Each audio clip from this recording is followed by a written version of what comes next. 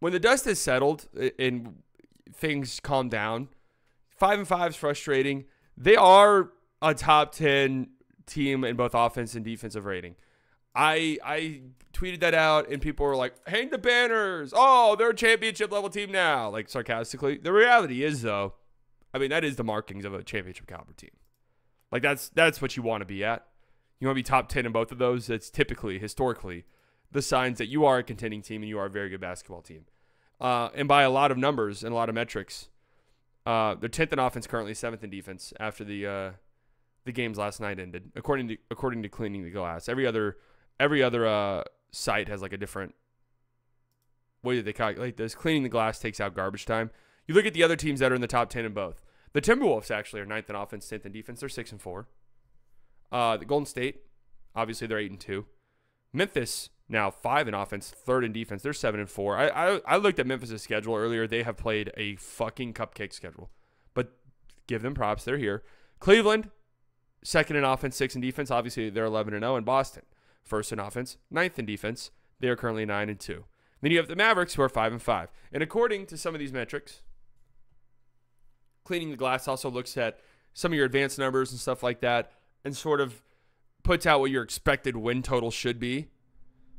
And currently, the Mavericks have lost 2 more games than they should have to start the season. According to Cleaning the Glass, they should be 7-3 currently.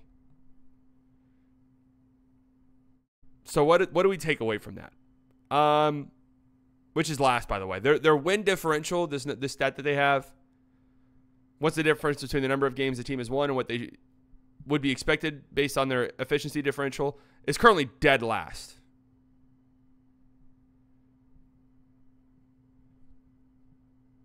So the underlying issues maybe not be as big as we think. And again, it is frustrating. It has been a frustrating start. And I am frustrated. But it's not like the sky is falling level of frustration. And my level of frustration isn't like, this team sucks, fuck them. My level of frustration is, it's early in the season, let's find our frustration points and let's fix them. That's what it is, right? It's like, okay, here's why I'm frustrated, let's fix it. Here's where the team has been frustrating so far to start the season. Fix it. A lot of it is Luka not being a top 2 player in the league. Absolutely. Huge part of it is that. Now, there's this ongoing debate on Twitter, and I don't even want to entertain some of this shit because a lot of it is just Luka stands, and I don't mind. You know, some of you in here are Luka stands, and I love you guys. 98% of you guys. I love you guys. But the reality of the situation on hand is when you're, talking to Luka stands, or really the standum of any player. This isn't just a Luka specific thing. LeBron stands. Steph stands. Kyrie stands. You have to understand that they're more interested in their guy versus the team and having a discussion as to what, is wrong with the team and why their guy is a factor in that. And this ongoing sort of conversation is that, well, Luka's not the point guard anymore. They have him playing off ball. His touch numbers are way down. And this is why it's not really Luka's fault. Like, it's not Luka's efficiency tanking is because he's not in a rhythm. I'm sorry. That's terrible. That's a terrible take. A full stop. I mean, that's just an awful take. That's a really, really dumb way to look at it. Okay? Because here's the reality. This stuff's not working and the Luka stuff doesn't look great because Luka hasn't been what we expect. That's literally it. Kyrie has been unbelievable to start the season, so he's having a bit of a bigger role, which is what you want. You bring in 2 guys, and Klay Thompson and Najee Marshall, who can both sort of initiate offense. You can initiate offense through both of those guys. You don't want to do it all the time, but you can do it. Those guys can bring the ball up the court. PJ can bring the ball up the court. All of this stuff, right? You bring back Spencer Dinwiddie. Hardy has a bit of an expanded role at times whenever he's on the floor. So, yes, this stuff is going to go down. And guess what, man? It's what we fucking wanted. It's what we've been wanting. And it's funny because I guarantee you, if I go look at any of these people that are crying about this, they, in the past, have been crying about Luka having to do too much. And that's why Luka's fourth quarter numbers and clutch numbers are bad. That's why they've been bad over the past couple of years. Whereas efficiency will just tail off towards the end of games because he's too tired. Too much is being asked of him. In the playoffs, why it feels like sometimes he's just worn down and the defensive effort wanes from time to time because too much is being asked of him offensively. Guess what? I agree with you. I agree with that take 100%. Too much is being asked of Luka Doncic. And that's why at times in games he would just tail off. And it's not a conditioning thing or anything like that. It's just too much was being asked of him. I don't think any player in the world could have sustained that stuff. Yes, I know Luka defensively, the defensive effort wanes from time to time. Yeah, and he needs to be better about that. But a big reason for that is because so much is being asked of him offensively. And I agree with all of that. So Luka seeing a decrease in the touches and what's being asked of him long term is good. It's what we need. Is it a little bit rough so far to start the season? Maybe. But you have to let this stuff iron itself out. Because if we want Luka to be a player who's contributing at an incredibly high level for the next 10 years, 10 plus years, we have to lower his usage. We have to lower his role. And what's funny is his usage rate is still incredibly high. So his touch numbers are down. And I looked because this has been said to me so many times, and I feel like I'm being gaslit. But this has been said to me so many times where it's like first quarter, Luka just doesn't have the ball. Luka's not doing this in the first quarter. So I was like, maybe that's true. So I looked. What are the usage number stuff?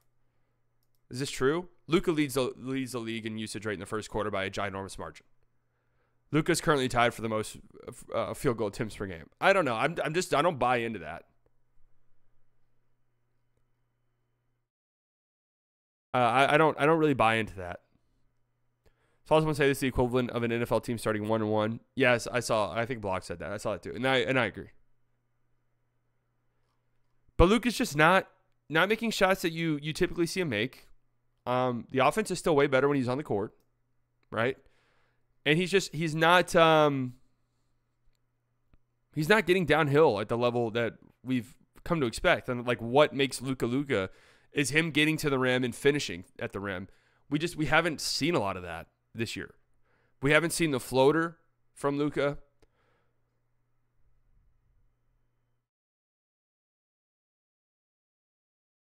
We haven't seen the floater. We haven't seen him like finish with contact. We've seen him settle for step back, elbow jumpers, or we've seen him, pass out of clean looks at the rim. So I don't know what's going on there. There's definitely something to that. I don't know what it is.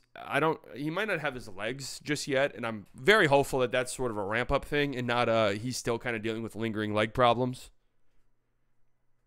He was a +6 last night. Imagine he was actually playing to his standards. And yeah, we have to say this: like Luka's still playing good. Like he's still good. The Luka expectations are very high. So. But when we talked about this team and this team can do this team can do that, a lot of that was, given the assumption that Luka is an MVP player, which he hasn't been so far to start the season, which would change the trajectory of this team if Luka was more towards 10 in the top 10 than he was 1.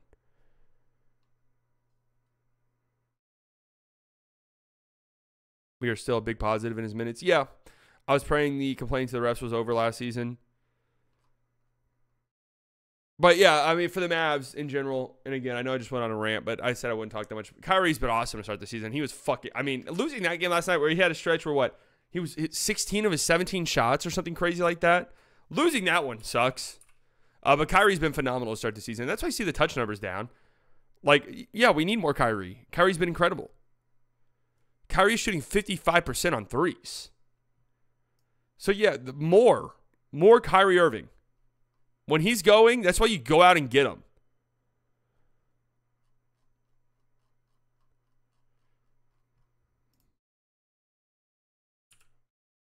Clay's having a bit of a rough patch since the first 3 games of the season. Remember, he hit the most threes anybody's ever hit in the first 3 games of the season for a new team. 21. I'm sorry, not 21. I looked at the wrong number. 15 threes. Since then, it's been a little bit rough for him. He's 28% from 3 over the last 7 games. It's been a 10-game season. So outside of the first 3 games of the season, Clay has not really played great at all. over that stretch, 11 points on 11 shots. So he needs to see some go down. He's had some tough in and outs in his defense. He's had some tough in and outs. And yeah, these teams have played 10 games together. I want to give a shout out to the Nuggets because there was a lot of talk about their depth and stuff like that. And I even bought in. I was like, I don't know if this is going to be a championship team this year. And you know what? When Nikola Jokic is on your team, literally anything is possible. I don't know. This guy is playing at such an unbelievable level. Such an incredible level to start this season. It's the best he's ever looked, which is saying a lot because he's a 3-time MVP winner and a finals MVP. But it's by far the best he's ever played. He's hitting threes. He's 56% from three. Great, only 4 attempts a game, but 56% from three. And he never makes a wrong decision. It's like the most insane thing I've seen. He never makes the wrong choice. He makes the right read, the right pass every single time. It's just insane. He's averaging 4.5 offensive rebounds a game too. It's just been an incredible stretch of basketball for Jokic. Jokic is already in some very interesting conversations, absolutely. But if the season ended today, he's cakewalk. It's a MVP without even a shadow of a doubt. And last year, I pushed back against a Jokic MVP because I thought Luka actually deserved it. But if this continues on this trend, I would not argue a single thing. Feels like Jokic can make threes at will, and it doesn't take into consideration of skill or what that scenario is. They just go in. Well, the thing last year was his three-point shot tailed off dramatically. The three-point shot kind of abandoned him at times last year, and he had a really rough shooting stretch. And Jason Timpf said this, and it's a really good point where it's Jokic, when he's not making threes, is still probably the best player in the league, but you can make arguments and debates for other guys. But when he's hitting threes, there's really not much of a debate at all. 37, 18, and 15 in this game. Crazy. 8 offensive rebounds. A lot of those were putbacks on his own misses. He missed 8 shots, 13 of 21. How many of those did he follow up? I'd have to say at least 3 or 4. Let's look at his game logs because the numbers are just out through the fucking roof.